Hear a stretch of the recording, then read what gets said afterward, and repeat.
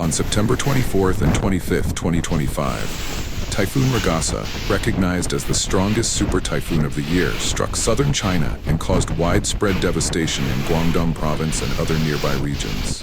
Ragasa was not just a strong storm, it was a massive weather system that carried ferocious winds, relentless rain, and towering waves.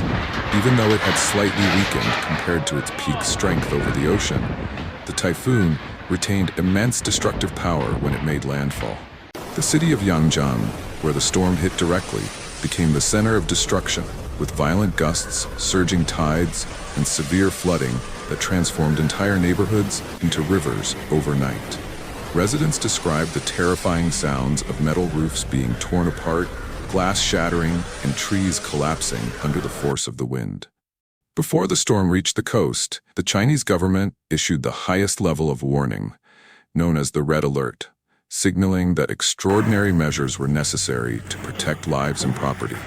Over 2 million residents in vulnerable areas were evacuated, a logistical challenge that required enormous coordination between local authorities, police forces, and community volunteers. Tens of thousands of fishing vessels were ordered back to port, schools suspended classes, and factories halted production. Public transportation, including trains, ferries, and flights, was suspended in anticipation of the storm. Major cities such as Guangzhou, Shenzhen, and Zhuhai experienced an eerie stillness as daily life came to a halt. Shops closed their doors and people rushed to secure their homes. For many, the hours before Ragasa arrived were filled with uncertainty, fear, and the hope that preparations would be enough to withstand the storm. When Ragasa finally roared ashore, the impact was immediate and dramatic. Winds ripped through streets, toppling power lines, tearing down signboards, and bending streetlights. Heavy rain poured continuously, overwhelming drainage systems and submerging roads within minutes. In coastal towns, waves as high as several meters pounded seawalls and dikes, destroying sections of protective barriers and eroding the shoreline. In Yangjiang, residents reported that some houses near the shore were completely destroyed, while others farther inland were partially submerged by rising waters. In Shenzhen and Zhuhai, skyscrapers swayed in the gusts, and windows shattered on high-rise buildings, scattering shards of glass across streets below. The storm transformed familiar urban landscapes into scenes of chaos and ruin. The damage to infrastructure was staggering. Tens of thousands of trees were uprooted or snapped in half, blocking highways and crushing vehicles parked along the roads. Nearly 500,000 households were left without electricity after utility poles collapsed and transformers short-circuited.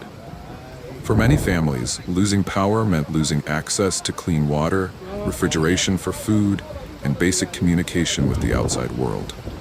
Hospitals struggled to run on backup generators, and some smaller clinics had to shut down entirely. Communication networks were disrupted, making it difficult for people to contact loved ones or call for help. Entire neighborhoods plunged into darkness at night, with only the sound of rain and the howling wind filling the air. Agriculture and industry suffered equally severe losses. Vast fields of rice, vegetables, and fruit orchards were submerged, with crops rotting in standing water. Farmers who had invested months of labor watched helplessly as their livelihoods were destroyed in just a few hours. Aquaculture, a vital source of income for many coastal families, was devastated. Hundreds of shrimp ponds and fish farms were inundated with seawater, sweeping away stock and leaving behind polluted, unusable water. For many, the economic blow was so severe that recovery seemed impossible without government support. Industrial parks near the coast suspended operations, with warehouses and equipment damaged by flooding. National and international supply chains were interrupted as ports closed and freight transport by rail and road was suspended. The Chinese government estimated economic losses in the billions of yuan, a figure that continues to rise as assessments are carried out. The human cost of Ragasa extended far beyond physical damage.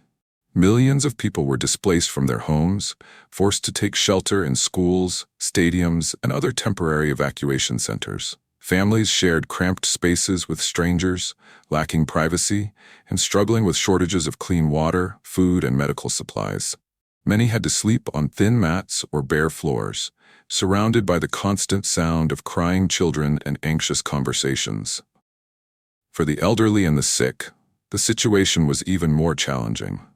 Healthcare facilities were overwhelmed as doctors and nurses worked around the clock to treat injuries caused by falling debris, collapsing structures, and accidents during evacuation. Some patients with chronic illnesses faced life-threatening situations when they could not access medication or stable electricity for medical equipment. Despite the devastation, the rapid response of the Chinese government and rescue teams helped prevent an even greater tragedy. Tens of thousands of soldiers and emergency workers were deployed immediately after the storm passed. They worked tirelessly to clear fallen trees, reopen blocked roads, and restore power to affected communities. Teams of engineers inspected bridges and buildings to ensure safety before allowing residents to return. Relief supplies, including bottled water, food, blankets, and medicine, were distributed to shelters and isolated villages. Local governments announced financial support for families who lost their homes and subsidies for farmers and fishermen whose livelihoods had been destroyed. This swift mobilization of resources provided a lifeline to millions of affected people, offering some reassurance that recovery was possible.